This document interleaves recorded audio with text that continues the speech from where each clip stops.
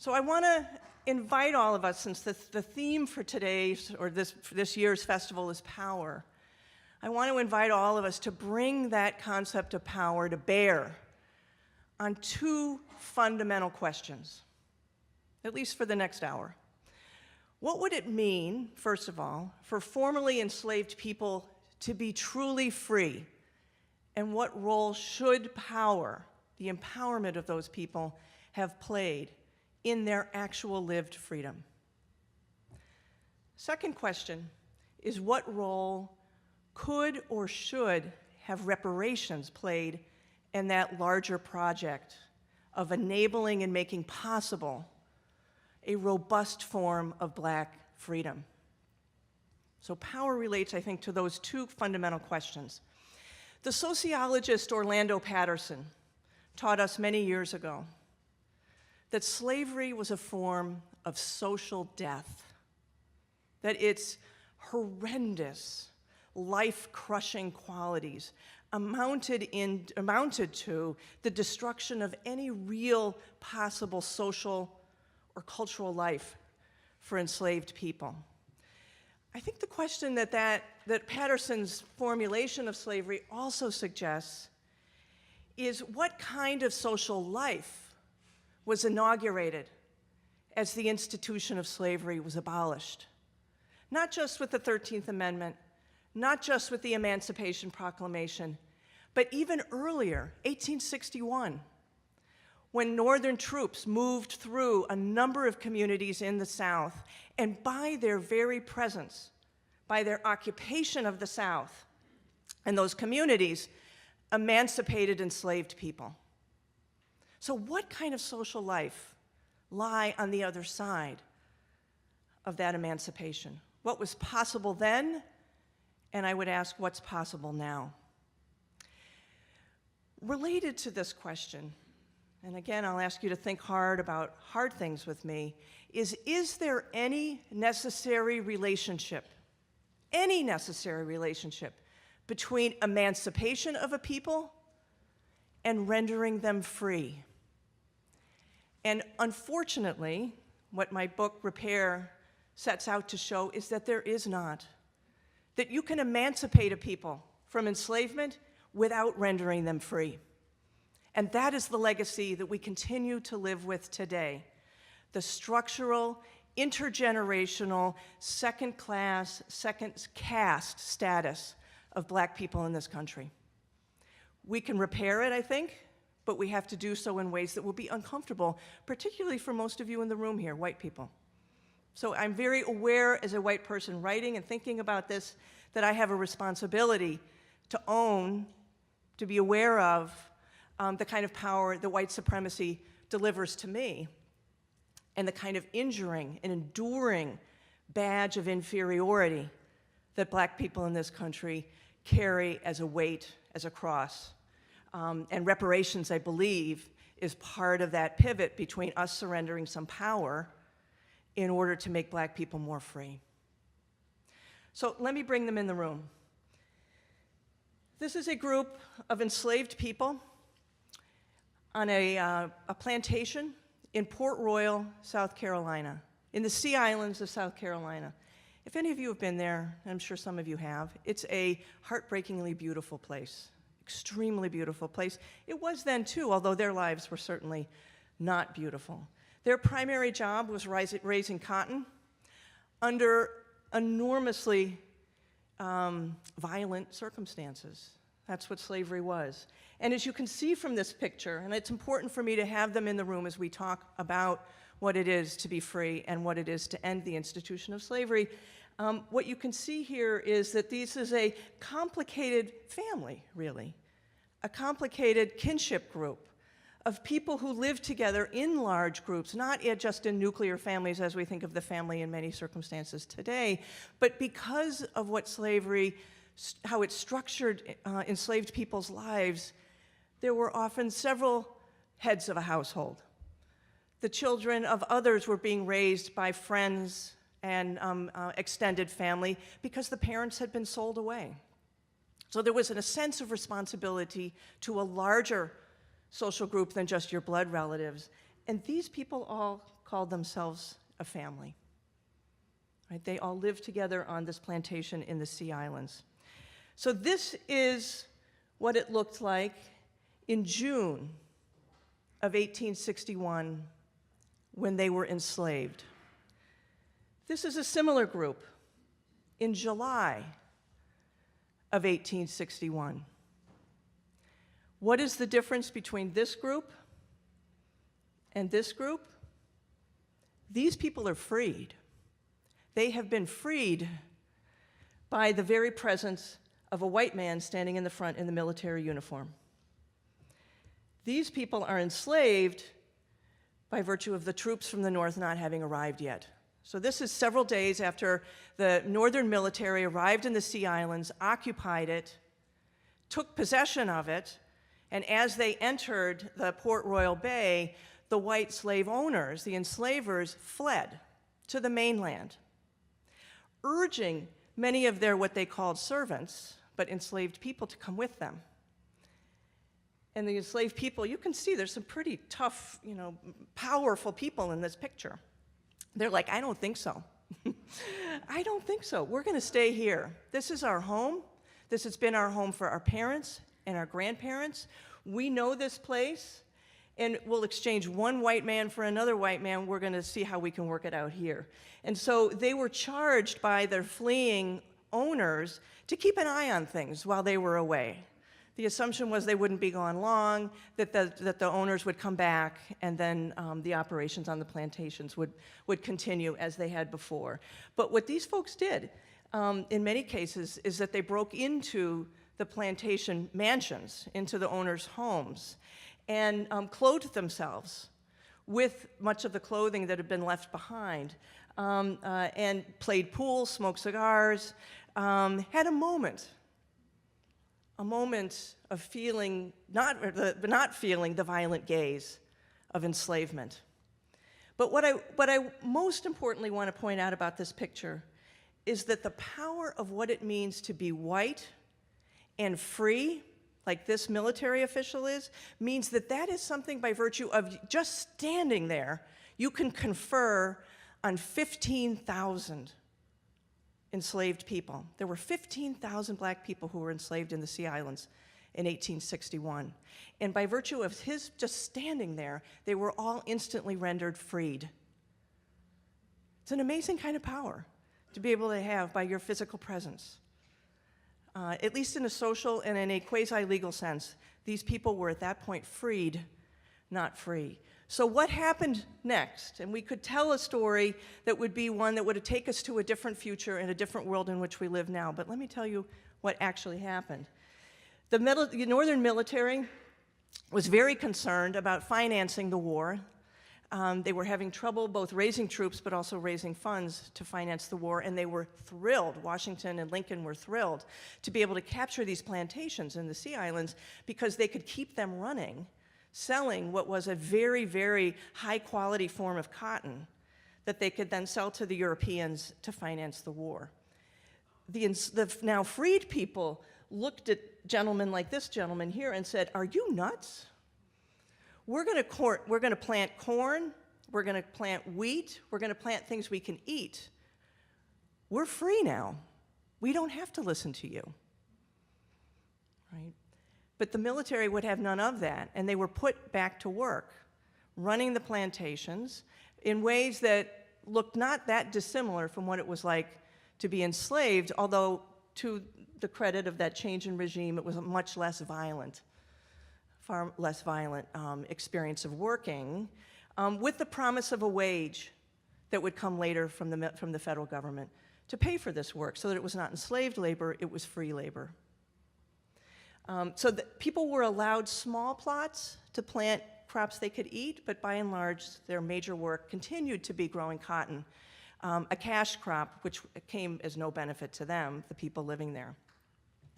But what we see shortly thereafter as more northern military appear in the Sea Islands, and what they understand that they are now up to, the northern military, is a humanitarian project as much as a military project, where these 10,000 to 15,000 freed people are really refugees from enslavement. We didn't have that term in the 19th century, but by today's lights, we would call them refugees from slavery.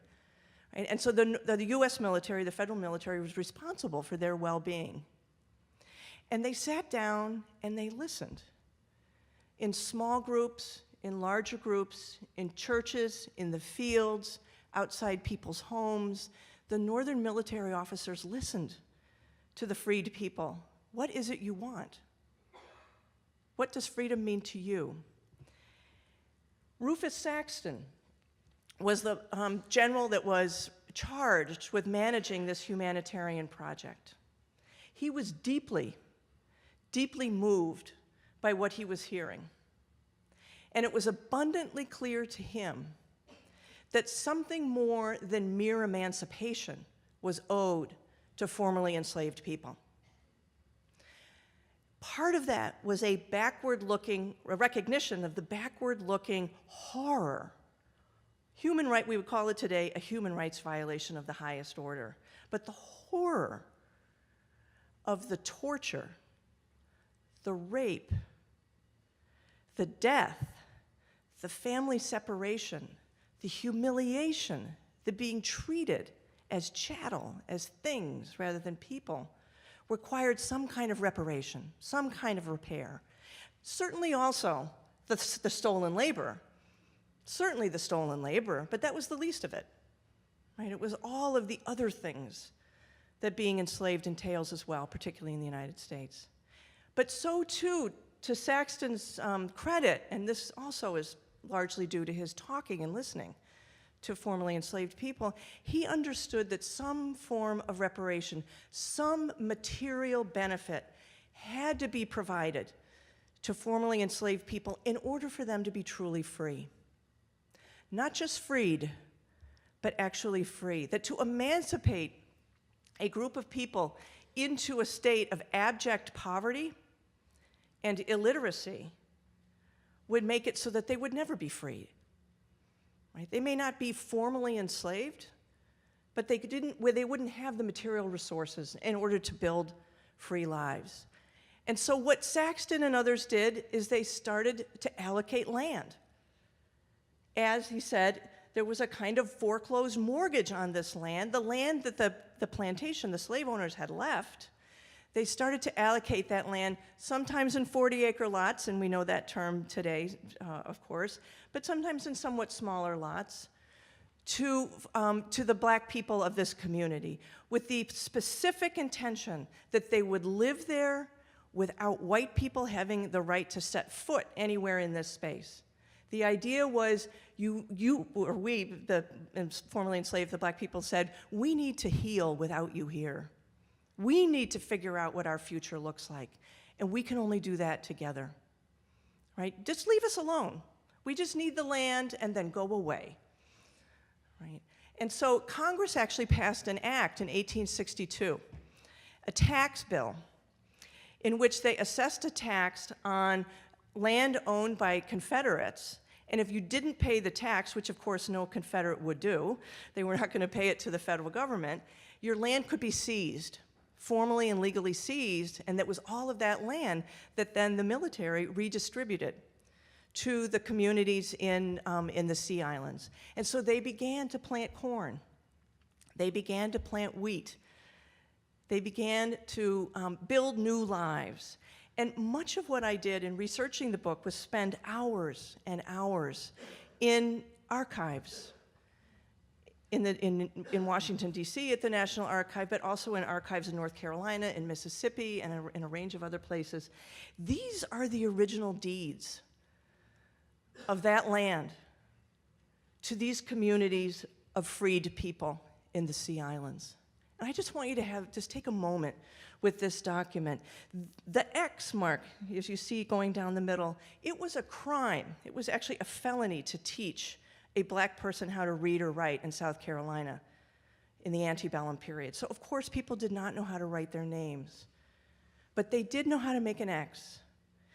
These X's were the first acts of freedom that they undertook. And to open up these documents in the archives, as I have over the last number of years, many, many times I'm the first person opening them since they were folded up and put in the archives. The paper would sort of crack. Sometimes a hair would fall out. Little evidences of a life. You can also see, this is an enlarged version of it, smudges of ink from when they're signing with a quivering hand, nervous about what this means, excited, but I can only imagine how also disorienting the whole thing must have been too, to be told you are now free. Right? And so sometimes you'd find the ink from the palm of the hand or the thumb, the evidence of these acts of freedom. Right? As they laid claim and were given deeds by the federal government to that land. What they would also do in many cases is go out and make little maps of the land to which they were laying claim.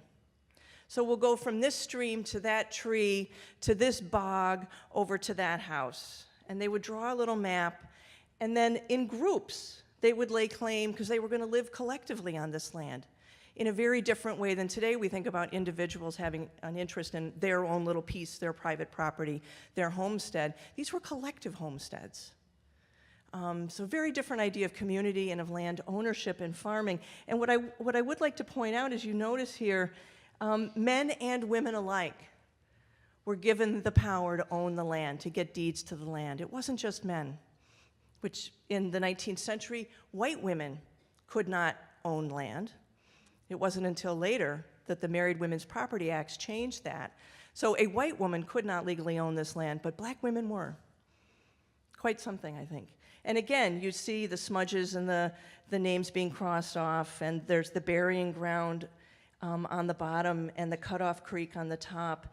And you can imagine how important it was for them to be able to capture the burying grounds as their own land, because their parents, their grandparents were there. Right. So this is the Pleasant Point plantation you can see there, that still exists today on Ladies Island. So what happens? If we know our history, this land is distributed to the communities of color.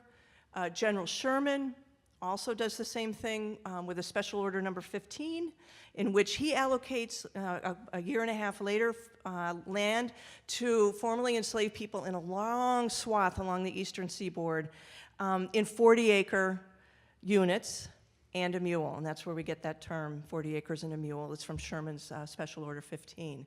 So land as a form of reparation is being undertaken here in the Sea Islands, and then another part of the book talks about Davis Bend, which is right outside of Vicksburg, Mississippi. Jefferson Davis's name may be a familiar one to you. He was the president of the Confederacy. He and his brother Joseph had a plantation just outside of Vicksburg, and there too that land was seized.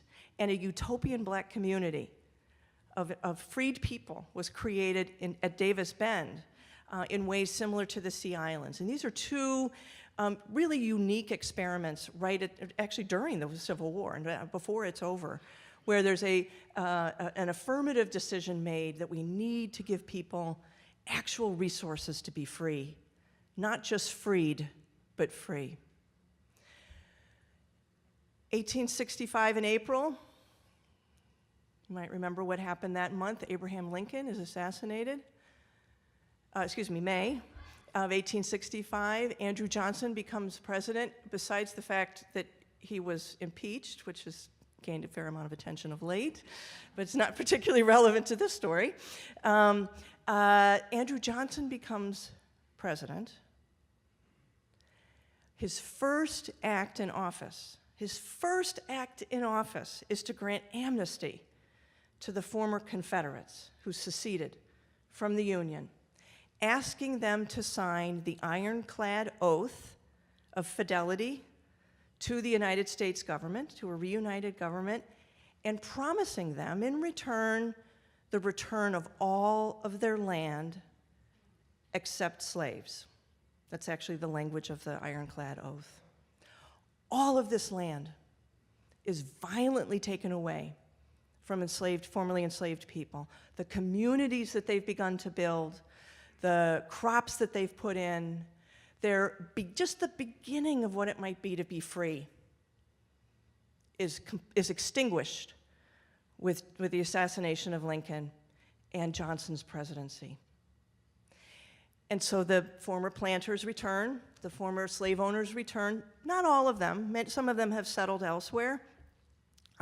Those who did not return were actually paid, reimbursed by the federal government with tax dollars for the land that had been seized through the Tax Act in 1862. They were paid for their land. The freed people who got land were never paid. And some of them, through tax auctions, actually bought the land. So had put money out, that money was never reimbursed to them. These deeds were deemed to be unenforceable, just torn up. Metaphorically, thankfully, they still exist so we can see them, right? But they were deemed to be unenforceable deeds. And the next thing that happened is that all of the freed people who lived in the Sea Islands and in Davis Bend were forced by the federal government to enter into one-year labor contracts with the people who had owned them before. That's what it meant to be freed and not free. That's how we've charted a history that has rendered formerly enslaved people and their descendants into a kind of locked into a form of peasantry, subordinate to the interests of white people in the name of emancipation. Right? And so when I asked you early on this afternoon, is there a necessary relationship between being emancipated and being free? This story tells us that one cannot be a slave and one can still not be free. The whole civil status of being free is something that white people have in a way that's quite different from the kind of being freed and not enslaved that I think that certainly people at the end of the Civil War, black people at the end of the Civil War, suffered. But we could have done it differently. We could have done it differently than what we see happened here. We were charting a course to do it differently. So this is the Pleasant Point Plantation in 1863, a little bit later deed than the ones that we looked at earlier. This is the Pleasant Point Plantation today. It's a lovely place. It's a gated community on Ladies Island. They have this really nifty website that you can go on, and it's got a photo gallery, and it's got their history. Well, if you look at their history, they've got deer, waterfowl, rabbits, river otters, alligators, all sorts of good stuff. And down at the bottom, the mention of who founded the Pleasant Point Plantation, no mention of the institution of slavery, no mention of the hundreds of people who were enslaved in this space, no mention of those deeds that those people were given by the federal government, backed up by the word of Northern military officials that this land is now yours, no mention of the land being stolen from them. This is their Christmas party last year, right? I mean, these are nice people. They've got their little red sweater vests. I've got on a little sweater vest. But this, to me, is a testament to white innocence, right? We're not morally responsible for what we don't know about. And we take both affirmative and not so affirmative steps. We're kind of passive in that not knowing. This is why we need to know this history. It's a kind of distant mirror, if you will, to borrow a term from Barbara Tuchman. It reflects back on us today. This history is still us, and it is a usable history of what it could mean to think about the difference between being freed and being free, and why reparations today remain a pressing issue in this society. Recent data demonstrates how that intergenerational accrual of wealth in white families, as opposed to the intergenerational incapacity to accrue wealth in black families, is baked in to this post-Civil War period to today. So 1 in 7 white families are now millionaires. For black families, it's 1 in 50. This is actually from several years ago. It's worse now. Here we have other data. I mean, the the data, racialized data on where wealth is housed within white and black families is striking. It's just striking. And then one last slide on medium net worth. We are right now in the midst of the largest intergenerational transfer of wealth we have ever seen on this planet. My generation is in the midst of inheriting enormous amounts of money from our parents as they pass. Much of that money is money that is accrued in white families through the holding of real estate. Over time, we've also seen the largest increase in the value of real estate in this period of the generation ahead of me. Why does my generation have an entitlement to that lottery? So what I suggest in the book is that we increase the estate tax considerably. And we put a good chunk of what we capture. The estate tax is very low now. One of my estate lawyers is here nodding in the front, right? We could raise the estate tax. People could still inherit a lot of wealth, but not the obscene amounts that the taxes now allow. We could put that into a trust for reparations. And then, as I talk about in the book, fund community land trusts, fund collective housing projects today, programs today that largely benefit communities of color in order to stop gentrification in a range of cities, or in places like Jackson, Mississippi, or Detroit, Michigan, or a number of places like that, where cities are dying. And there are actually vast sections of the city that are withering. That land could be captured and then community land trusts funded there to rebuild and empower the black community. Not just enrich individual black people, but re-enrich the black community through investing in housing. Now, I don't think reparations should only be that, but that's one thing we could do. Knowing this history, I think, is part of a conversation about reparations as well. Let me stop there and take your questions. Thank you.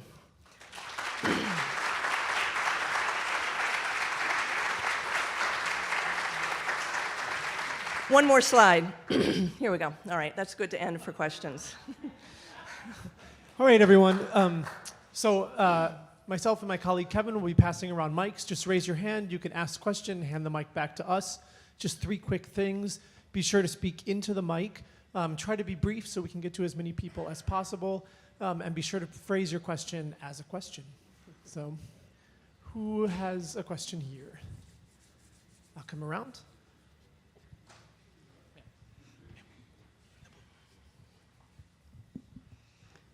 Thank you for your talk.